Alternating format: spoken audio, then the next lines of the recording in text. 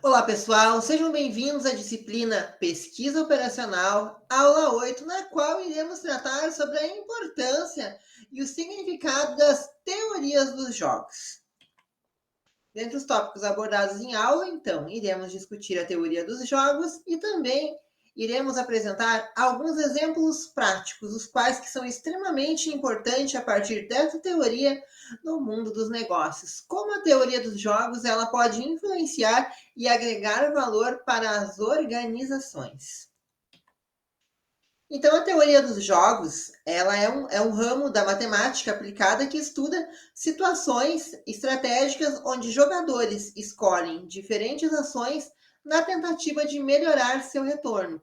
Os jogos, eles têm desempenhado papéis multifacetados ao longo da história humana, oferecendo entretenimento, ferramentas educacionais e modelos de inteligência e racionalidade. Ou seja, a teoria dos jogos, ela é uma ferramenta extremamente importante para analisar as decisões estratégicas em ambientes competitivos e também em ambientes colaborativos. E nas organizações, ela permite, então, entender as interações entre os diferentes agentes, sendo estes podendo ser empresas, clientes, fornecedores, concorrentes, dentre tantos outros atores envolvidos, ajudando na formulação de estratégias que maximizam os resultados da organização. Dessa forma, então, a teoria dos jogos ela é um campo da matemática e economia que estuda as decisões estratégicas onde os agentes, os jogadores, eles escolhem as ações para maximizar seus ganhos ou minimizar suas perdas, levando em conta as escolhas dos jogadores. Conforme a referência, então, de Santos 2016. Ainda o autor traz que a teoria dos jogos de John Nash é um estudo das decisões em situações interativas, ou seja, se trata de uma teoria matemática, como já mencionado, que observa como o indivíduo tendem a buscar resultados em determinadas situações. E pois os criadores dessa teoria foram os matemáticos John von Neumann, John Nash e o economista Oscar Morgenstern, a chave da teoria, os autores ainda dizem que é, então, que a recompensa de um jogador depende da estratégia do outro jogador, ou seja, é necessário que as partes que estão interagindo se coloquem no lugar uma das outras para tomarem as suas decisões. Ainda conforme a mesma referência, embora possamos associar comumente os jogos a entretenimento, essa definição ela é ampla demais, podemos categorizá-las de várias formas. Quando a gente pensa na teoria dos jogos, muitas vezes a gente associa a jogos de tabuleiro, como xadrez, damas e detetive, jogos de cartas, como paciência e buraco, além de jogos esportivos, como basquete e futebol. Então, conseguimos fazer essa associação quando se pensa-se nessa relação da teoria dos jogos. E cada um possui características distintas, mas há um padrão que os une para serem classificados como jogos. E esse padrão ele é caracterizado pelo fato de que, primeiramente, a gente precisa entender que em todos os jogos há um conjunto de regras que estabelecem as ações permitidas e proibidas para cada jogador, bem como as penalidades e possíveis exclusões do jogo. Então, todo jogo ele tem normas a serem seguidas. Essas normas elas precisam ser cumpridas. Caso contrário, esse jogador ele deixa de participar daquela partida no momento em que ele violar alguma norma, alguma lei que está vinculada, ele perde pontos, ele deixa de poder dar continuidade àquele jogo onde está em andamento.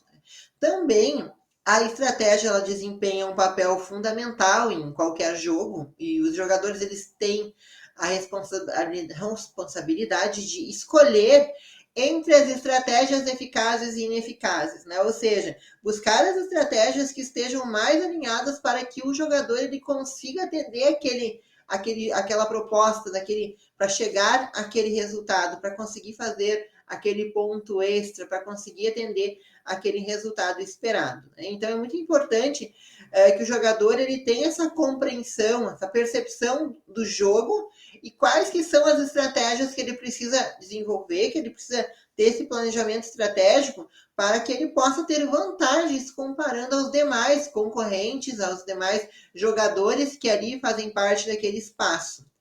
Também é importante que cada jogo culmine em um resultado específico, que pode incluir, então, tanto um vencedor, um perdedor, ou até mesmo, em muitos jogos, acontece um empate, onde ambos fazem a mesma totalidade de pontos, e com isso, então, ambos saem com a vitória. E o resultado de um jogo não é determinado exclusivamente pelas ações de um jogador, mas também ele é influenciado pelas escolhas e ações dos demais jogadores, conforme Santos 2016. Então, toda vez que um jogador ele faz parte de um grupo de jogadores, nem sempre as atitudes dele serão oriundas para o sucesso ou para chegar àquele denominador que se espera, pois tem-se um grupo, tem-se uma equipe, então pode acontecer de alguma situação isolada ou não vir a comprometer os resultados esperados a partir, né, daquele momento vinculado àquela tão esperada partida onde acontece o jogo e por conta de alguma situação possa os resultados não ser os almejados por aquele jogador. Ainda referente a Santos 2016, o autor diz que um jogo ele pode ser conceituado como qualquer contexto regido por regras específicas, resultado em um desfecho bem definido, caracterizado pela interdependência estratégica. Então, essa definição ela abrange situações do cotidiano que, em linguagem comum, não são imediatamente consideradas jogos. Ainda conforme a mesma referência, a Santos traz um exemplo. Uma empresa que tem baixo preço de seus produtos com o intuito de aumentar suas vendas. Ao saberem disso, os concorrentes fazem o mesmo movimento. Então, acontece muito nos dias atuais, hoje nos segmentos, tanto no segmento de comércio, vestuário, indústria, independente do segmento, aqueles momentos de elevação de propostas de venda, no sentido de cria-se uma proposta de fidelização do cliente, uma proposta de marketing, uma proposta que, a partir de determinados períodos vinculados a alguns dias da semana, tem o desconto a partir de alguns produtos. Com isso, eu tenho o intuito de impulsionar, maximizar as vendas sobre aquele produto. A concorrência, visto que identificou essa atuação, ela segue essa tendência, ela coloca também na sua organização produtos com descontos, produtos que estejam vinculados a uma promoção que instiga o cliente a fazer a compra e declinar da compra no concorrente. Também um outro exemplo são empresas competindo no mesmo setor, como o caso da Brasil Kirin e a Ambev. Também se enquadram. Então, estão sujeitas a regulamentações que moldam suas ações. O resultado dessa competição, então, expresso em termos monetários para cada empresa, depende não apenas de suas ações, mas também das estratégias adotadas pelo adversário, configurando um jogo empresarial. Então, as estratégias são muito particulares de cada organização. E cada organização ela vai trabalhar as estratégias mais pontuais para conseguir fidelizar, conseguir aumentar o seu quantitativo de clientes, aumentar a sua receita.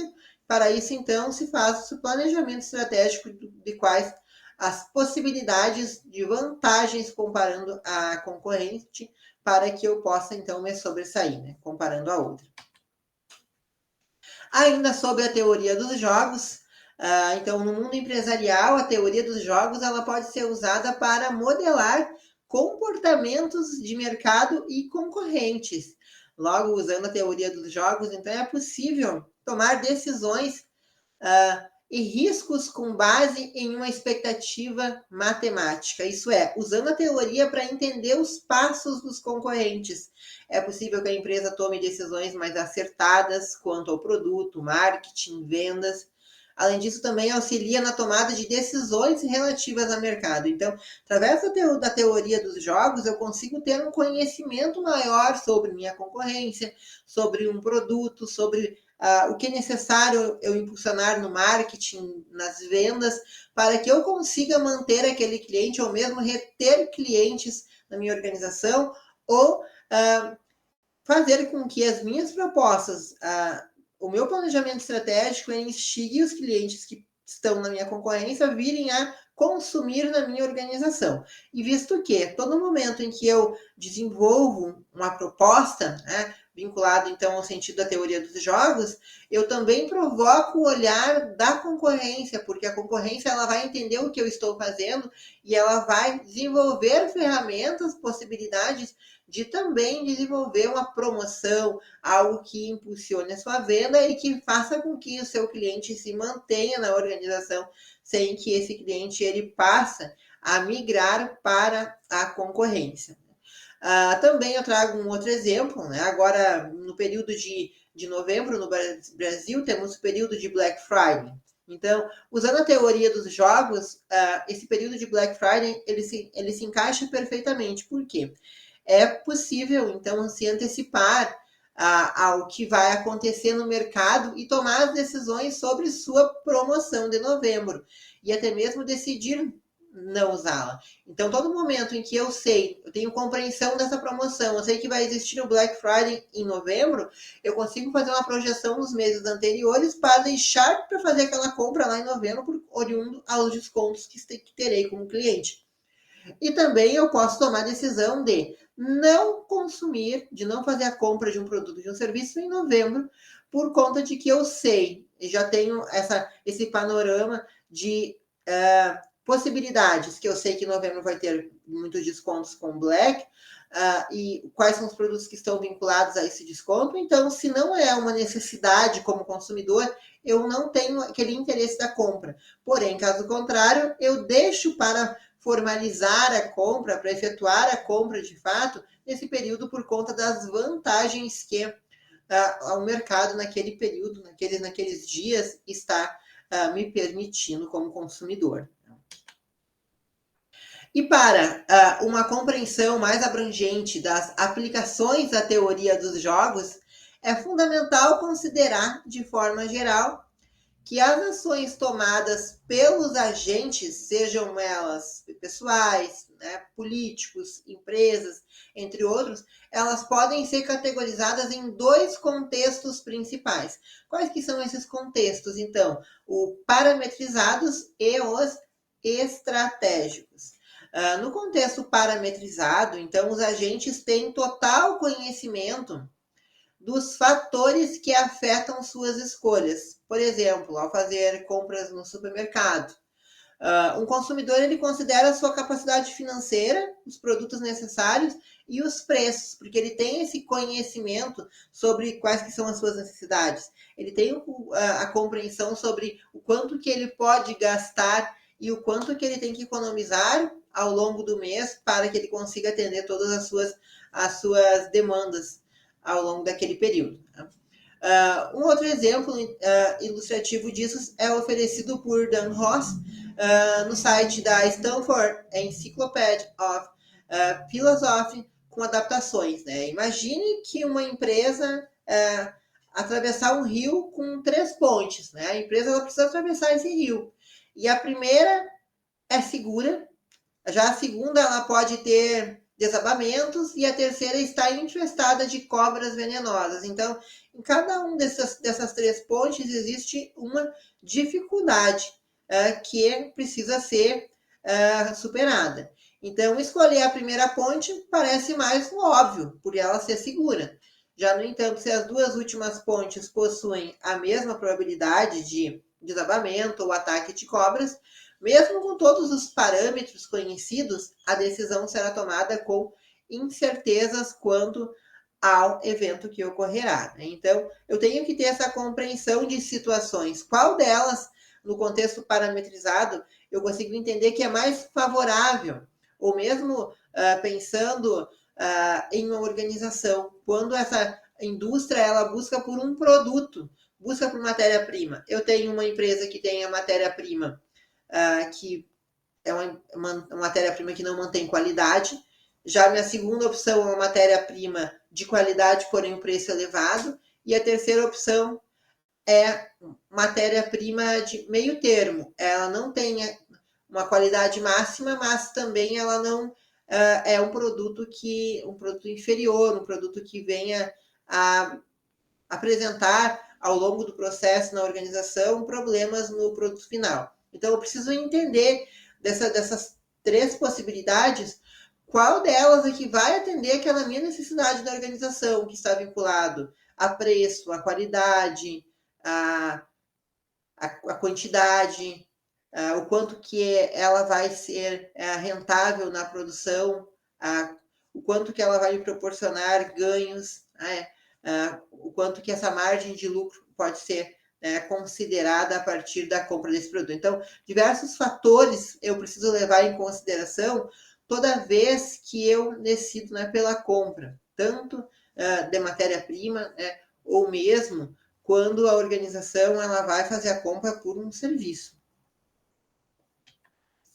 Já no contexto estratégico, as consequências das ações de um agente não são apenas determinadas por parâmetros fixos, mas também pelas ações dos demais envolvidos. Então, são aqueles parâmetros que podem ser variável, dependendo de fornecedores, dependendo de atores que não estão de forma direta envolvidos com a organização. Como exemplo, imagine-se uma situação de fuga, onde um perseguidor armado espera do outro lado do rio para nos interceptar se atravessarmos pela ponte em que ele está posicionado. Então, nossa escolha não depende somente da ponte, mas também da decisão do perseguidor, pois ele pode antecipar nossas ações e reagir de acordo. Então, no contexto estratégico, tem a questão que eu preciso levar em consideração, que diversos outros atores eles podem estar envolvidos naquela situação, naquela ação. E a teoria dos jogos ela atua nesse contexto, presente em jogos como, também como em jogos como basquete, futebol, xadrez, damas, dentre tantos outros que eu já citei. E nesses jogos, cada jogador ele age visando o quê? Um melhor resultado possível dentro das regras do jogo, sabendo que as regras do jogo elas precisam ser obedecidas, caso contrário, esse jogador ele é eliminado, ele deixa de ter o direito de estar naquele jogo, e também isso leva a ações estratégicas, onde cada jogador ele responde às ações do outro, visando maximizar ganhos ou minimizar perdas, conforme a referência de Santos 2016. Então, essas características dos jogos, onde a interdependência estratégica ela é crucial, também ela está presente em situações conhecidas como a interação estratégica. Então, eleições, negociações comerciais e políticas, equilíbrio de poder, também as relações interpessoais e outras situações compartilham essa dinâmica, onde os participantes eles reconhecem o impacto mútuo de suas decisões. Então, dessa forma, em contextos como esse, indivíduos, tanto organizações quanto nações, empresas, partidos políticos, sindicatos, dentre outros, eles participam de um jogo estratégico onde suas ações são estrategicamente moldadas pelas dos outros envolvidos, Então, esses atores envolvidos, eles trazem consigo, então, essas estratégias, esse planejamento estratégico para conseguir chegar ao resultado almejado. Então, se busca essas articulações, o envolvimento, o entendimento sobre do que é necessário para que eu consiga totalizar os resultados esperados. E ainda, conforme a referência de Santos 2016, o autor também ele traz que na percepção das teorias dos jogos, a teoria ela contribui significativamente para entender as mudanças na política econômica, também tomar decisões estratégicas mais informadas, e além disso também ao compreender os nuances estratégicos dos concorrentes, tornamos-nos mais conscientes e resistentes a argumentos fracos, capacitando-nos a fazer perguntas perspicazes diante de comentários sem fundamento. Então, isso constrói uma perspectiva estratégica sólida, onde que os atores envolvidos eles têm capacidade de argumentar, capacidade de justificar a sua opção, a sua escolha, né, por determinado produto ou determinado serviço. E dentre o objetivo da teoria dos jogos, porque acredito que vocês devam estar se questionando, mas qual que é o objetivo da teoria dos jogos? Então, primeiramente, a teoria dos jogos, ela busca as melhores soluções. A teoria dos jogos, ela busca prever um comportamento do outro, avaliando os resultados de cada ação tomada, para pensar então em novas estratégias e estar à frente do opositor. Né? Então, o opositor ele pode ser um adversário em jogo, pode ser um parceiro ou apenas alguém que auxiliará no condicionamento das suas ações. E visto que a teoria dos jogos, então, ela apresenta, né, algumas questões pontuais, e dentre elas trago o dilema dos prisioneiros, que é muito conhecido. Então, ele é um exemplo, né, um exemplo muito usado para explicar a teoria dos jogos, que é o dilema dos prisioneiros. Então, o dilema dos prisioneiros traz a ideia de que, né, nesse dilema, supõe-se que duas pessoas elas foram presas por um crime que cometeram juntas. Então, cada um ele é colocado em uma cela distinta e devem fazer a melhor escolha em um interrogatório. Então, o detetive, no entanto, ele faz uma proposta para esses detentos. Né? Então, se eles confessar, sai livre e o cúmplice paga 10 anos na prisão. Né? Já, no entanto, se nenhum dos dois confessar o crime, ambos eles ficam presos por 5 anos. Mas se os dois confessarem, ambos ficarão presos por 8 anos. Então, o dilema é qual a opção que eles deveriam escolher para que eles tivessem uma pena menor. Né? Então, veja, se um deles pensar em se safar, confessar o crime, corre o risco de o outro ter feito o mesmo e ambos pagarem 10 anos. Mas se nenhum dos dois confessar, ambos pagam 5 anos. Embora o destino não será agradável, a pena é menor e, consequentemente, menos desagradável. Então, existe uma relação, né, o dilema dos prisioneiros. A ideia é, né, confessa ou não confessa, né? E o quanto que esse dilema ele vai representar nos anos, né, que esses prisioneiros eles terão que cumprir. Né? Então, existe essa questão também nas organizações, muitas vezes, né? Quando se pensa na escolha por um produto, ou mesmo, né, nas vantagens vinculadas a uma compra. E dentro da teoria dos jogos e os seus benefícios, então a teoria ela apresenta alguns benefícios. Né? Primeiramente, quando a gente identifica e começa a pensar a teoria dos jogos, é evidente pensar no quão importante é essa teoria dos jogos para a tomada de decisão estratégica, pois a teoria dos jogos ela ajuda as organizações a prever alguns comportamentos de todos os stakeholders envolvidos, sendo tanto os concorrentes, os parceiros, os colaboradores. Né? Então, um exemplo disso seriam aquelas organizações que utilizam o conceito de equilíbrio de Nash para tomar decisões em mercados competitivos. Então, isso permite antecipar as reações dos concorrentes, como na definição de preços, lançamentos de produtos ou mesmo nas campanhas publicitárias. Um outro benefício da teoria dos jogos também é nas negociações e resoluções de conflitos. Por quê? Nas negociações, a teoria, então, ela auxilia na análise de possíveis acordos e no equilíbrio entre interesses conflitantes. O quanto que esses acordos, eles são necessários e eles precisam ser equilibrados entre ambas as partes. Ambos precisam ter pontos positivos. É aquele método, é o método ganha-ganha nas negociações e resolução de conflitos. Não se pode apenas uma parte se beneficiar com aquele acordo, com aquela negociação. Ou seja, ambos precisam sair vitoriosos naquela negociação. Né? Então, um exemplo disso seriam as negociações salariais entre uma empresa e o sindicato. Então, a teoria dos jogos ela ajuda a identificar essas estratégias de compromisso que maximizem tanto o ganho coletivo como na aplicação do dilema do prisioneiro, para incentivar a cooperação. Né? Então, ambos os atores envolvidos precisam se beneficiar. Eu não posso, como organização, pensar apenas no meu espaço como organização, e também não posso olhar somente para as vantagens do sindicato.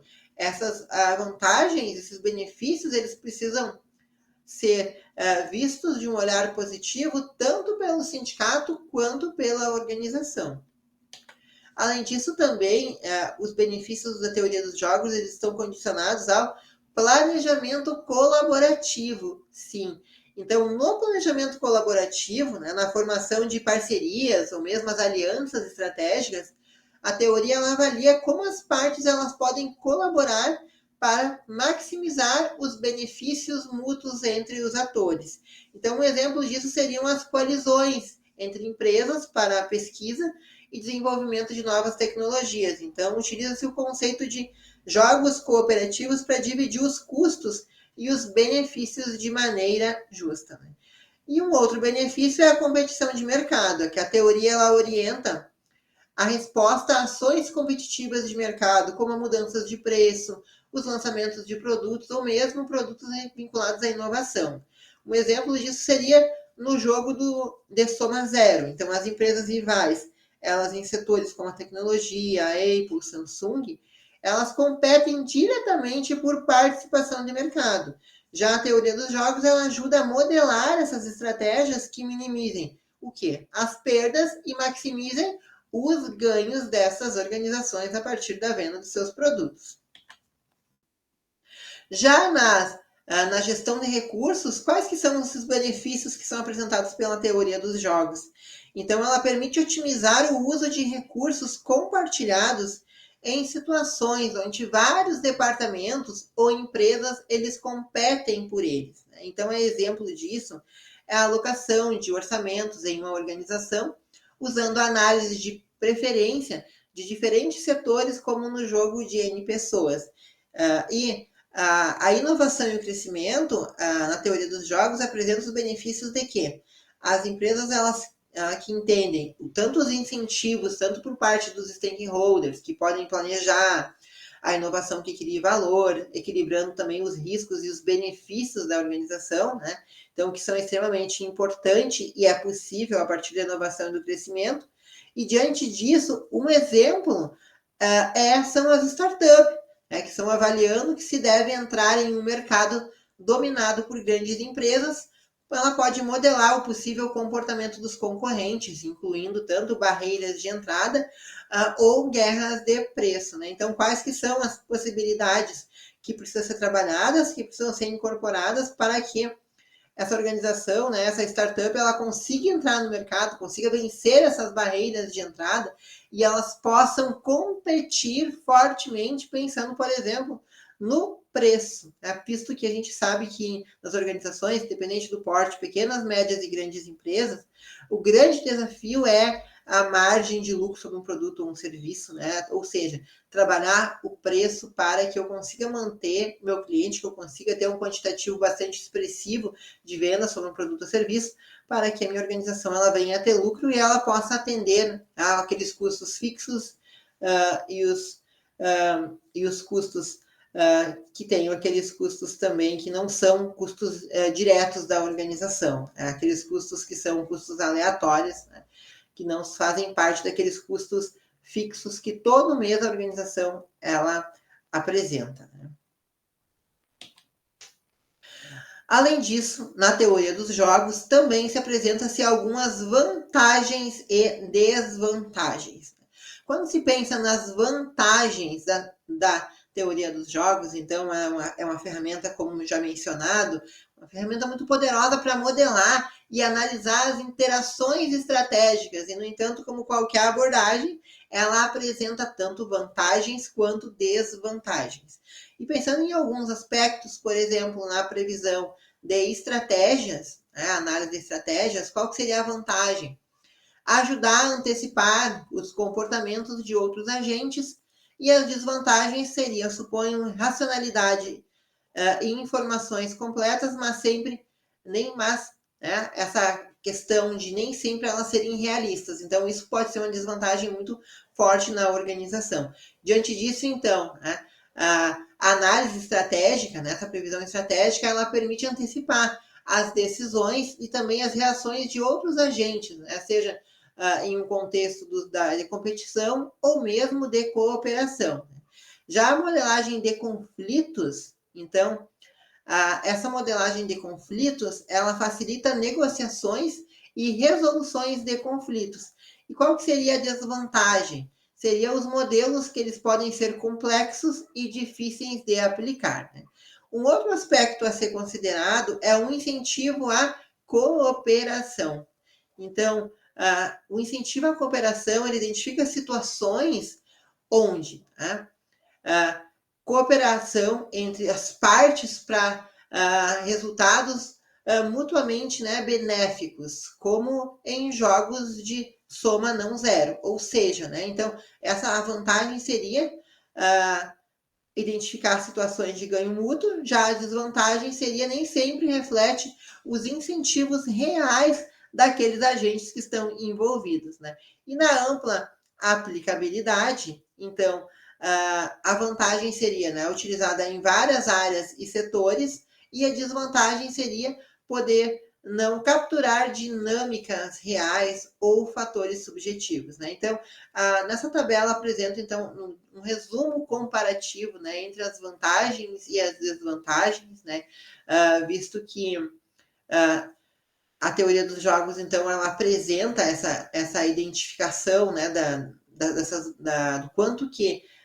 um aspecto ele é vantajoso ou mesmo ele não apresenta vantagem sobre aquele determinado cenário, aquela determinada situação para a organização. Né?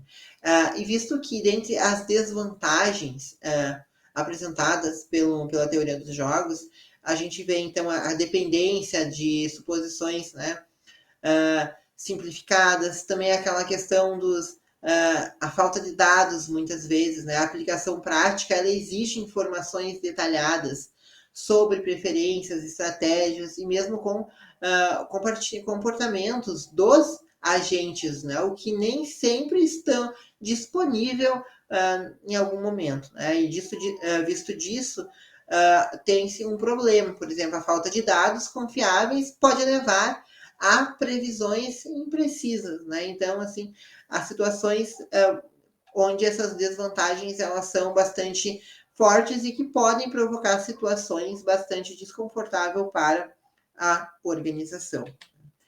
Ainda sobre os diferentes jogos da teoria dos jogos, então, os diversos jogos na teoria de jogos serão categorizados com base em suas características predominantes, levando também em consideração o tamanho do jogo, como uma das premissas, né, para a classificação. Então, pode ser nos diferentes jogos da teoria dos jogos, o jogo de uma só pessoa, os jogos de informação perfeitas, os finitos, de duas pessoas soma zero, o jogo geral, que é o finito de duas pessoas soma zero, o jogo de N pessoas e os jogos de duas pessoas soma não zero. Então, eu apresento algumas características a partir de cada uma dessas diferenças entre esses tipos de jogos. Então, segundo a teoria dos jogos, o conceito do jogo ele é essencialmente definido como um modelo simplificado que nos ajuda a compreender uma situação, seja ela uma situação real ou mesmo uma situação fictícia. E quanto à explicação das regras, que é essencial para que todos os atores envolvidos, os jogadores, eles entendam, né? É importante deixar muito claro que o que é possível e o que não é possível a partir das normas, das regras apresentadas naquele jogo. Né? E visto que, então, a extensão e a forma de comunicação permitida entre os jogadores é extremamente importante, a questão da possibilidade de jogadores estabelecerem acordos entre si, né? É considerado, a partir das normas que foram definidas na teoria dos jogos, também outra questão pontual de ser observada é a admissibilidade de pagamentos colaterais, a relação de causa e efeito entre as ações dos jogadores, os resultados do jogo também, e por fim as informações disponíveis para os jogadores, né? O quanto de informação que esse jogador tem a partir do conhecimento sobre aquele jogo, aquela técnica que precisa ser utilizada, as estratégias que precisam ser alinhadas para que possa se chegar a um denominador comum. Né? Então, ter todo o entendimento a partir daquele espaço, né? Onde está inserido, né? Onde está posto a teoria dos jogos. O jogo de uma só pessoa, então é o jogo de uma única pessoa, ou seja, uma única pessoa ela é responsável por desenvolver a estratégia desse jogador, né? É um tipo singular de entretenimento, em que o único participante ele toma as decisões em um cenário determinado por regras estabelecidas, né? Ele toma decisões tanto que o que ele achar que é necessário ou não para que aconteça aquela negociação, que aconteça aquele jogo, aquela escolha, aquele planejamento, né? Então é tomada a partir de uma única pessoa, né? Ou seja, que tem todo o controle sobre aquele espaço, né? Tomando as decisões de uma forma isolada, sozinho, né? E esse tipo de jogo ele envolve elementos de acaso e probabilidades, ele coloca o jogador diante de um contexto em que as decisões estratégicas elas são fundamentais para alcançar um resultado desejado. E ainda, além disso, no jogo de uma única pessoa, o jogador ele se depara com um conjunto de parâmetros e regras que delineiam suas opções e as possíveis consequências de suas escolhas. Então, geralmente, esse tipo de jogo ele apresenta um objetivo claro ou uma condição de vitória a ser alcançada com base nas escolhas do jogador. Então, um exemplo disso seria um exemplo representativo, seria a situação em que alguém utiliza um elevador, por exemplo. Então, os botões do elevador representam as opções disponíveis. E os andares onde o elevador pode parar são os possíveis resultados. Então, o jogador ele precisa decidir qual que é o andar que ele pretende ir, né? Então, ele tem esse domínio de uma forma, ele toma a decisão de forma isolada, a partir de qual andar que ele deseja, né, parar o elevador, né? Então, o jogo de uma só pessoa, uma única pessoa, ela toma aquela decisão sobre, né, determinada situação, tanto na organização, né, ou em alguma situação, né, que esteja vinculado.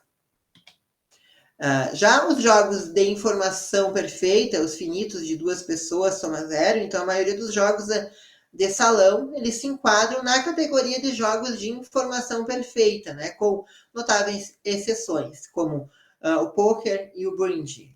Então, esses últimos, apesar de compartilharem características comuns com os jogos de salão, fogem à classificação de informação perfeita devido à possibilidade de envolver mais de dois participantes com interesses conflitantes, né? Além de terem o elemento do acaso influenciando o resultado do jogo, né? Então, os jogadores eles têm conhecimento total do histórico e das escolhas feitas até o momento. Então, todos aqueles jogadores naquele jogo, eles têm esse conhecimento sobre as escolhas, né? Já o finito, há um número limitado de movimentos possíveis e a soma zero é o ganho de um jogador que equivale à perda do outro, né? Então, aquela questão do resultado líquido igual a zero. Né? Ainda sobre os jogos da informação perfeita, finitos de duas pessoas soma zero, um exemplo é o xadrez. O xadrez é um exemplo clássico de jogo de informação perfeita, envolvendo apenas dois jogadores e apresentando as características distintas. Então, temos a participação de dois jogadores no xadrez, tem os interesses opostos em relação ao resultado do jogo, então ambos querem a vitória sobre o jogo do xadrez, a definição clara do fim do jogo, né, a evidente, e a ausência de evento surpresa. Então, se tem-se aquela programação de onde se chegará com o término do jogo. Já a descrição de um jogo na teoria dos jogos, então a estratégia é o cerne, que representando a descrição abrangente das decisões que um jogador, né, ele deve tomar em todas as circunstâncias possíveis para atingir seu objetivo, todo o seu planejamento, o entendimento sobre as possibilidades, o quanto de estratégia que é necessário para chegar àquele resultado almejado. Né? Também outro elemento crucial que é importante é formado, né, primeiramente pela forma normal do jogo, onde todas as diferentes sequências de decisões possíveis, elas são condensadas em uma única escolha fundamental, ou seja, a seleção de uma estratégia, e também que geralmente as decisões são tomadas de forma extensiva, ou seja, uma após a outra. Então é importante ressaltar o conceito de determinação estrita, né? Referindo-se à capacidade do jogador de analisar todas as opções disponíveis e abrangendo todos os caminhos possíveis e suas consequências, né? Então, é ter conhecimento sobre aquele panorama do jogo, né? A descrição do jogo. Eu ter tomado posse sobre conhecimento sobre aquela situação, eu saber quais seriam as vantagens, as desvantagens, qual que era o planejamento, quais que seriam as estratégias de ganhos, quem são aqueles atores que estão envolvidos, quais são as suas potencialidades. Então, eu tenho muitos dados, muitas informações nessa descrição de um jogo, né? E a partir disso eu consigo definir os meus pontos cruciais para me sobressair, para entender quais que são as minhas vantagens perante aqueles atores envolvidos naquele espaço.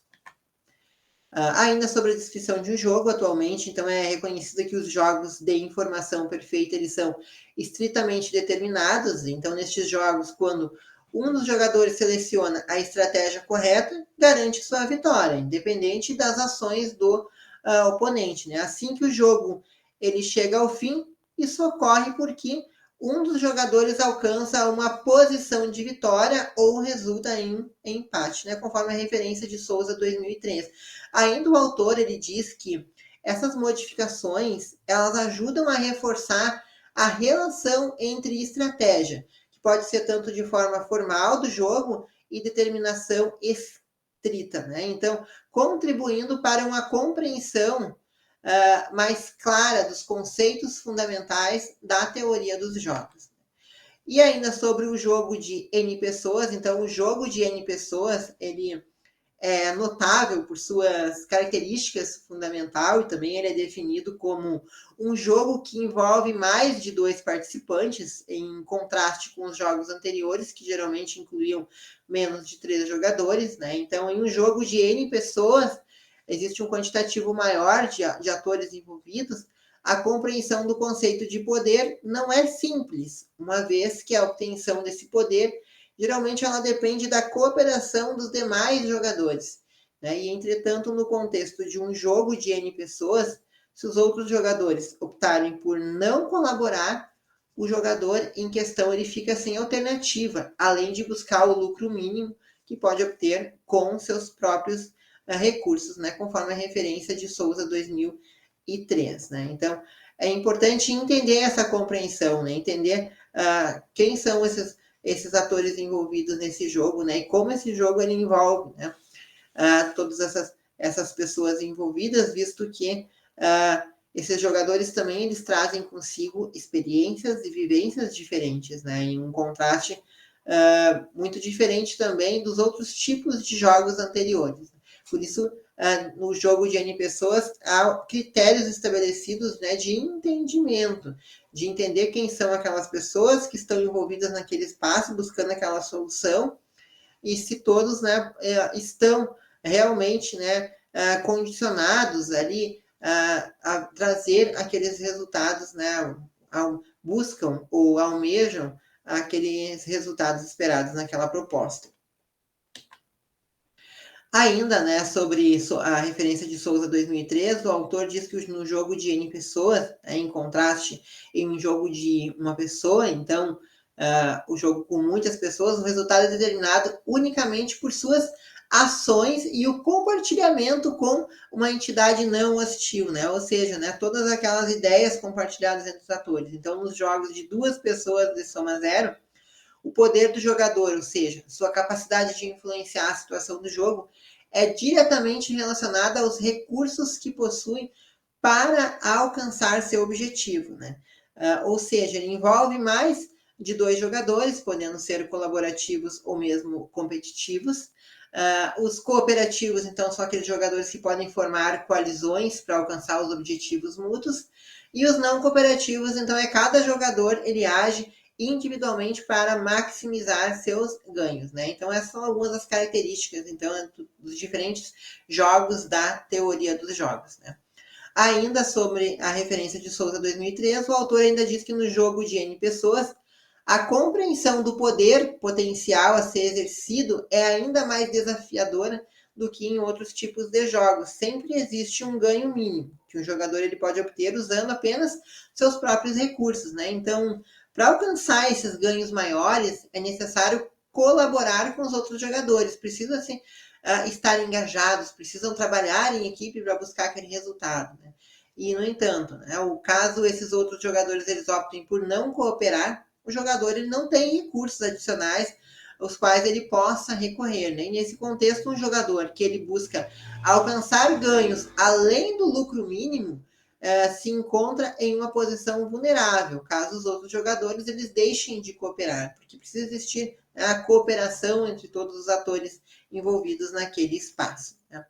E sobre leilões pensados como jogos, então o leilão da Federal Communications Commission of foi imaginado por economistas jovens que eles estavam usando ferramentas criadas por John Nash, né, John Erston e Rainer Seldin, né? Então as suas ideias elas foram elaboradas especialmente para analisar a rivalidade e a cooperação entre um pequeno número de jogadores racionais com um misto de interesses conflitantes e interesses comuns, né, dentro de pessoas, como de governos e de empresas, né, conforme a referência de Nassar 2002, né.